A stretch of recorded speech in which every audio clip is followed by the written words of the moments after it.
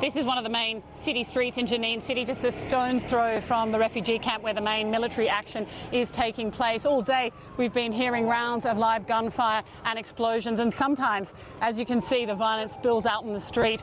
Every time a military vehicle comes through here, it's met with stones and Molotov cocktails. Israel is dealing with two aims in this war, and that is, of course, eliminating Hamas and its capabilities, its military capabilities, while at the same time we're just at the moment seeing some rockets launched. Actually, we haven't seen many from this area today, but you can see those rockets being launched from Gaza there behind you. It's quite hard to see in this light, but the border is... We're going to have to... All right, Rebecca, I think take safety for us. Take safety for us.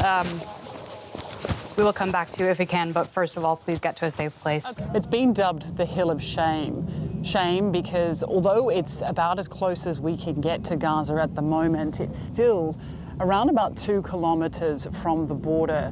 From here, you can see, with a zoom lens, some of the activity happening in the northern part of the Strip. You can see aerial bombardments, and you can hear outgoing artillery from the Israelis into the Strip. You can sometimes see tanks and even hear combat fighting on the ground. Up on the hilltop, you can see Israeli snipers. They've been shooting live rounds of ammunition to these protesters who've been burning tyres and throwing stones. So far, the paramedics say 7 people have been shot, including one of their own.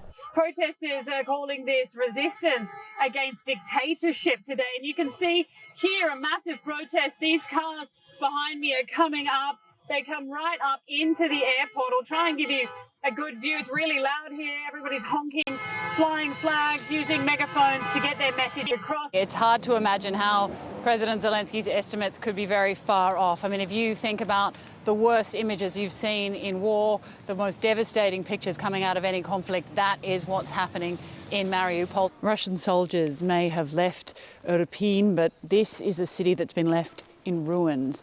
There isn't a building we can see that doesn't at least bear some scars of the war, and many are ruined beyond repair. Well, it's lengthy and complicated, as most things with the EU tend to be, very bureaucratic, but this isn't just about bureaucracy. This is about making sure that any state that joins the EU is signed up to the liberal democratic values. Well, the vest feels pretty good once you get it on. It's quite comfortable and much lighter than you might expect, much lighter than some of the press vests I've even had to wear in the field.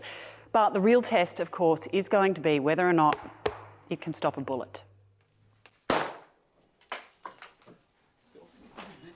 The plates deflect shots from an AK-47, standard equipment for the Russian army. Well, resilience is certainly a word to use, although I always find it a strange word to use in these circumstances, because as I've spoken to so many people, they keep telling me, what option do we have but to be resilient? I mean, the other option is to capitulate.